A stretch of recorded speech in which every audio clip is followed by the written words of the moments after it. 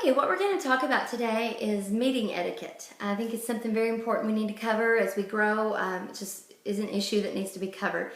If you are an ambassador, a leader ambassador, and you're going into a town to do an event for someone, there's nothing wrong with asking them, can you have everything there and can you be setting up so that I can just walk in with my best game to offer? There's nothing wrong with that because you're helping them a lot, helping grow their business. So and your business as well. But there's nothing wrong with doing that. So don't be afraid to set standards on what you expect from the people that you're going in to do an event for. Also, if you are attending an event in an area, it's always good to say, is there anything I can do? Do I need to get there early? Do I need to sit at the registration table? Do I need to mix the slim? Is there anything you need me to do? It's always nice when people are offering to help you so that you can actually spend your time visiting with the guests, the ambassadors, while other people do the behind the scenes. Work smart. If you're going to have someone come in and do an event for you, utilize them. Let them do the good work that's going to help you build your business while you do all the behind the scenes stuff. Does that make sense? That's you working smart. That's not them using you to set the event up. That's you working smart. So if you walk in a room and there are people sitting there, or you're standing talking to people and people are sitting there before the event starts, you need to learn to walk up to people and say, excuse me, my name is Sonia Dudley. I'm an ambassador with Plexus. Who'd you come with today? Are you a guest or an ambassador? Be friendly. Get to know people. That will probably make a lot of you uncomfortable. It may be fine for most of you, but some of you it's going to make uncomfortable. But until you can do those uncomfortable things like that, it's going to be hard to ever move up anyway to a leadership position. You have to be very comfortable at some point doing that. So you have to start, and it may be uncomfortable, but make people feel good. Get out of yourself. Don't worry about yourself and what they're going to think. Are you going to say the right thing? It's not about you. It's about them. If you think about it like that, you can do it a lot easier. Make people feel important. If you're holding the event, be excited. Don't be boring. Record yourself before an event and watch yourself do the event. If you get excited about watching yourself do the event and you think, wow, that's pretty motivating, I would buy from him or her, I would join based on what they said, or if you feel like you're just sitting there listening to a lecture, then you need to change some things. So it's a really good idea to critique yourself before you do an event, especially if you're doing events and you haven't done that and you're not getting results from your events. You need to not be blaming the people in the audience. You need to take a look inward and see maybe what you're doing that you could improve on, okay? If you're going to an event and someone from somewhere else invited you to go to this event, so you walk in by yourself, maybe as a guest or an ambassador, and you don't know anybody, be sure if the speaker has not introduced themselves to you yet, you tell them who sent you, who invited you, who you came with, or, I'm a new ambassador, my sponsor's in Texas, they told me I should come here, so that you can make them feel good. And so that's just very important to let them know you're there. Also, if space allows, please open your events to everyone, because not only will it help them build their business, it's going to help you build your business. The more people and excitement and stories in a room, the better the business is for Plexus. So be sure that you take advantage of opening your events to everyone, if space allows. I understand sometimes it's a home event or space is not allowed. I understand that. There are always exceptions to every rule. Okay, when dress etiquette, image etiquette, this is a big issue, and you have to have a really open mind to hear what I'm about to say, but when you walk into an event, if you are the one hosting the event, you want to be dressed just a step above business casual, okay? You want to be more like business, not business casual. Business would be, for women, it could, mean a dress. It could mean, dress pants, sweater, blouse, blazer, whatever. Business suit, that's fine. But you don't want to host the event necessarily too casually, because you want to be just one step above. You want people to look around the room and go, oh, she must be the one doing the event. And it's just that image thing, that first impression. If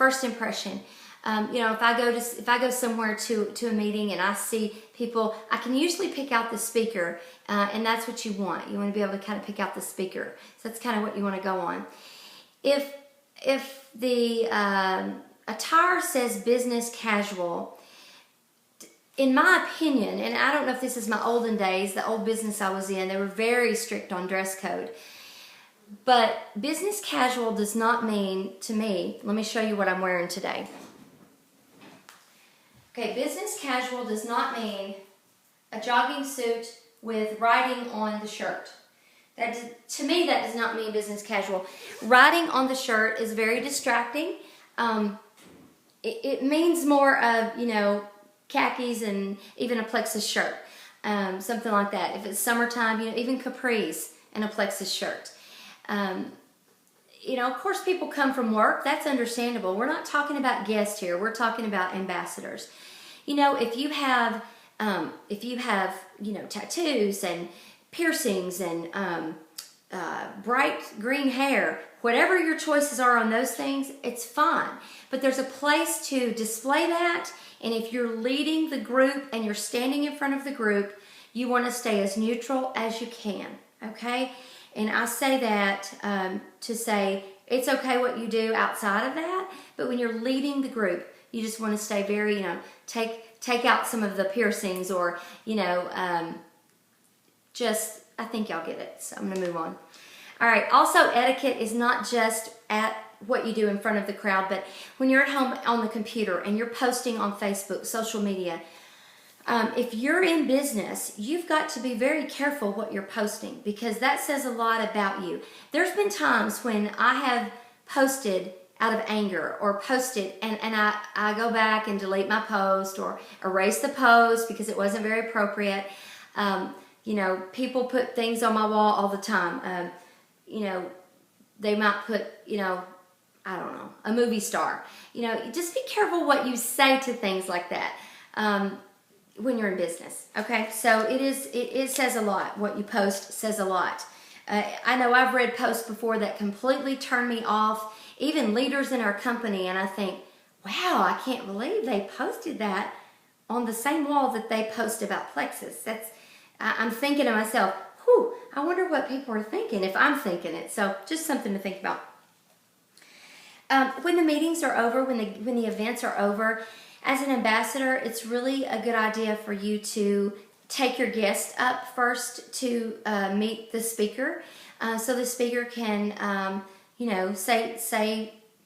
ask your guest if they have questions or just get to know them. It's really kind of drives me crazy when the meetings are over and there's 20 guests in a room and there's 25 ambassadors in line to talk to me, but all the guests are leaving. It's like, oh no, I didn't get to speak to the guest. So always be very mindful of that. And especially when, even let's say there's no guest and it's just ambassadors. If you're in line to speak to the speaker, be courteous of the time. Don't hog the time, because you're looking back and going, there's 20 more ambassadors who some of them drove 3 hours to come, and I'm going to sit and talk to you about when do I take my ProBio 5. So be considerate of things like that. Use your brain on things like that. There's a lot of things that you could actually ask your sponsor or look in your back office or message the speaker later than to just take up their time right then. So be very aware of that.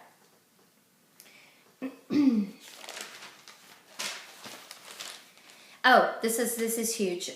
This is the last thing, really. When you're asked to share your testimony at an event, be courteous of using your short testimony unless asked otherwise. So let's just say that the speaker has not actually asked you ahead of time to do your testimony, but they ask you on the spot. So they say, does anybody have a plexus story? Well, if you stand up to share your plexus story, there's a couple different ways you can do that. One way is you can do the long drawn out background version, which would be, well, my name is Sonia Dudley. I was born in such and such Tennessee, and when I was a child, blah blah blah, and as a teenager I started experiencing symptoms of my fibromyalgia, but I didn't know I had it. Before Plexus I was on this. Oh, I had to do this. Oh my gosh. When that happens, I just want to scream literally inside. I love people and I'm very compassionate, but there's a time and a place to hear the long version, and it's not at an event like that. So when you're asked to share your quick Plexus story, it should be more like, yeah, my name is Sonia Dudley. I've been in Plexus for 16 months. When I started Plexus, I was very skeptical, very reluctant. I've tried everything, but when I got on the product, I noticed, how simple it was. It was a pink drink. It was really simple. From day one, I experienced energy like never before. I didn't crave any sweets from day one. I knew I had my hands on something different. And just the first week, I did lose several pounds and some inches. But more than that, over time, I've been able to get off all my medications. My pain is completely gone. And I feel like I did in my 20s. I wouldn't be without Plexus for anything. And then sit down. That is a much better way to give a story than the long version. So keep in mind of that. And you need to learn that as well when you're out speaking to people, sharing the shorter version of your story. So I hope these things helped as far as meeting etiquette. Trying to think if there's anything else I need to cover. When I'm speaking, I may chew gum before the meeting or have a mint, but when I'm speaking, I spit that gum out because I don't want to look like a cow chewing on a cud. Oh, no, it's very annoying. I cannot stand to see a speaker chewing gum. It's like, it's very distracting. Anything that's distracting, you need to keep in mind that that's not what you're there for. So I think that's about it. Y'all have a great day.